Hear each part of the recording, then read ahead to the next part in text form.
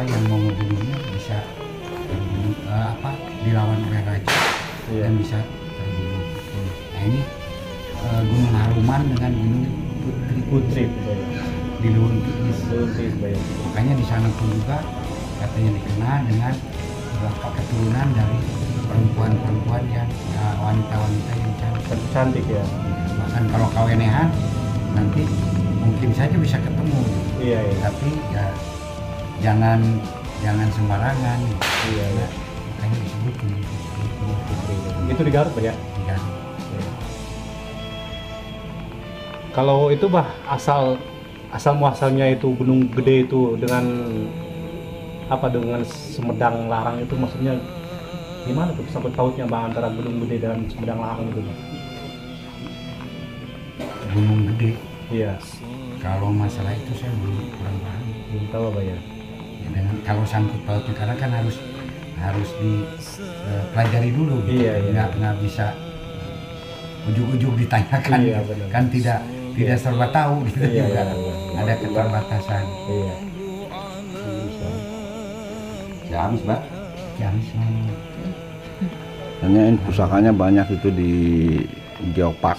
Itu dari mana saja gitu itu. Asal-usulnya. Cara mendapatkannya gitu ya, Pak ya. Dari mana sih itu, Pak? Sur gitu, Pak. Ya yang bisa kita jawab. Yang bisa ya nggak bisa, ada tekengarang. Ini Pak, saya dengar Abah katanya banyak pusaka peninggalan kerajaan-kerajaan dulu ya, terutama kerajaan Sunda ya. Iya. Itu cara mendapatnya gimana, Bah? Ya macam-macam gitu. Karena bagi saya pusaka itu bukan untuk dijadikan sesuatu dalam tanda kutip, tapi untuk sarana edukasi. Ya. Itu kita akan tahu bahwa dulu nenek moyang kita ini bisa membuat sebuah pusaka itu, ini merupakan kan salah satu ciri bahwa mereka sudah berteknologi tinggi. Iya. Sainsnya. Sudah punya sains yang tinggi. Iya. Di zaman itu, ya terutama kalau dari Sunda, kebanyakan itu seperti Tangguh Pajajaran. Iya. Itu yang kemudian banyaklah yang lain-lain gitu kan keris di sana. Itu untuk edukasinya itu begini.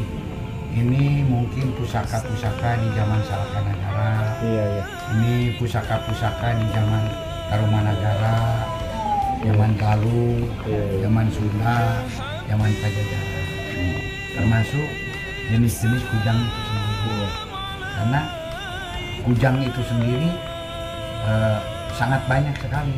Dan kalau di dalam naskah buku Sanghyang Siksa Kanan Karesian, kujang itu sendiri adalah merupakan pekakas untuk pertanian. Paton, punten badai eta, badai namut koci kotak aya mobil nu badai keluar ke halaman. Nih, Bapak ini setahu saya nih, Pak ya. Bapak ini seorang jenderal dari Polri ya, gitu. Tapi dengan sendirinya saya mulai tahu gitu. Ternyata Bapak ini seorang budayawan juga gitu. Itu asalnya gimana gitu, Pak? Gitu. Dari seorang jenderal bahkan berbintang 2, Pak ya? Ya, apa Pak ya? 3 apa 2? 3 kalau nggak salah. Bintang 2. Sehingga terkenalnya sekarang Bapak ini sebagai budayawan gitu, Pak. Gimana tuh, Pak? Ya justru saya malu gitu kan. Kenapa? Karena kalau saya katakan budayawan itu ada gitu. Saya hanya penggiat budaya saja. Saya cinta budaya gitu kan. Dengan kecintaan itu mungkin masyarakat, karena mungkin saya seorang perwira tinggi, seorang jenderal dianggapnya serba bisa, serba wah, serba hebat. Padahal tidak. Saya juga sangat-sangat terbatas. Itu karena keterbatasan saya tentang budaya, jadi saya ingin banyak tahu, makanya banyak belajar, membaca buku-buku sejarah, buku-buku budaya, buku-buku kasundaan, diskusi dengan para pakar, ahli, sehingga saya bisa mendapatkan informasi yang akurat, informasi yang berharga. Karena saya lihat banyak penggiat-penggiat budaya itu lebih banyak kepada mitos, Iya, iya. lebih banyak kepada mistik. Iya.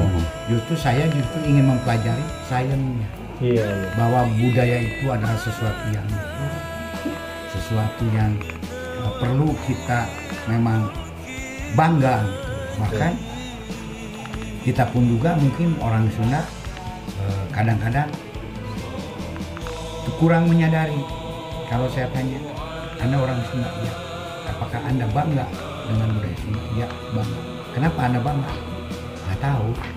Iya. Nah justru bukan hanya Sunda saja, karena saya tidak ingin terjebak pada istilahnya itu satu semangat egosentris kesukuan. Iya.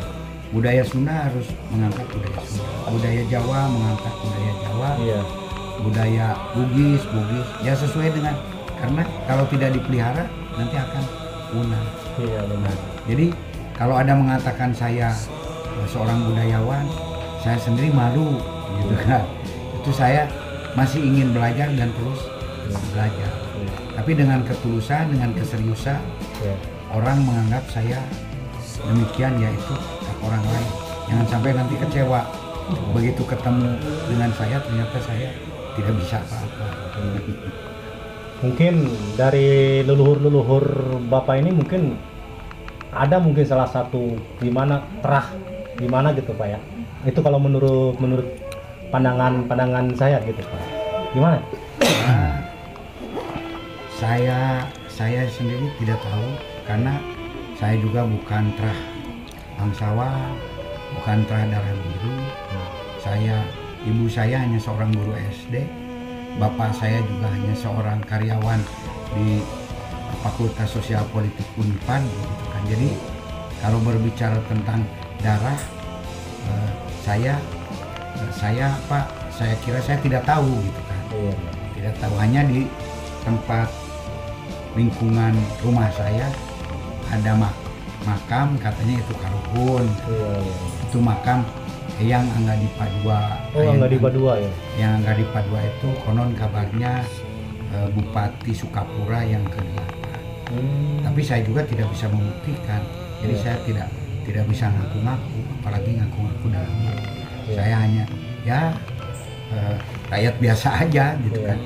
Kebetulan kalau masalah budaya seni dari dulu memang saya hobi itu dari dulu. Saya hobi melukis, hobi bikin puisi, hobi silat gitu kan, hobi agak bisa sedikit alat-alat Sunda seperti seruling, kendang gitu kan.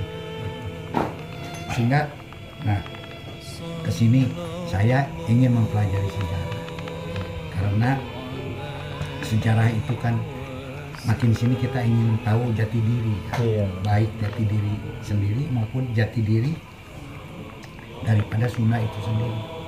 Siapa sih Sunda, apa sih Ki Sunda, bagaimana Ki Sunda Sunda. Nah, sehingga saya mencoba belajar, membaca dan berdiskusi.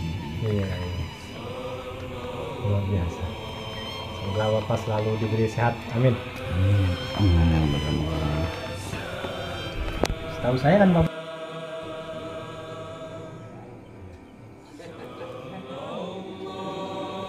Bebeb, apa kabar Bebeb? Bebeb. Ini Bah.